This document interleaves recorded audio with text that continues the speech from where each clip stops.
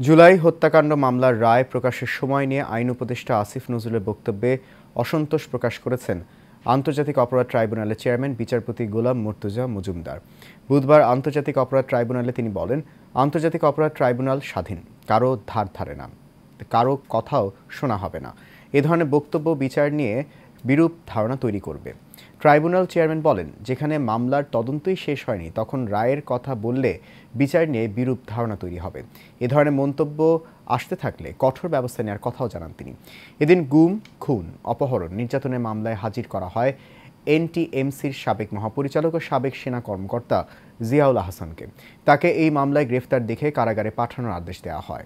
আন্তর্জাতিক অপরাধ ট্রাইব্যুনালের প্রসিকিউটর গাজী MH তামিমুল বলেন, জুলাই আগস্টে রামপুরায় নির্বিচারে হত্যার সঙ্গে সরাসরি জড়িত থাকার অভিযোগে আজ 2 পুলিশ সদস্যের বিরুদ্ধে গ্রেফতারি পরোয়ানা জারি করেন আন্তর্জাতিক অপরাধ ট্রাইব্যুনাল।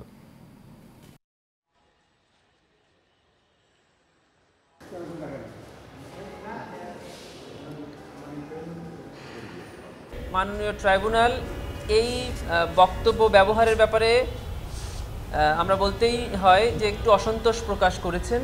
বলেছেন, ট্রাইব্যুনাল একটি স্বাধীন সংস্থা, ট্রাইব্যুনালের বিচার ব্যবস্থা এবং ট্রাইব্যুনালের কোনো কার্যক্রম নিয়ে কারো কোনো মন্তব্য ট্রাইব্যুনাল পছন্দ করেন না।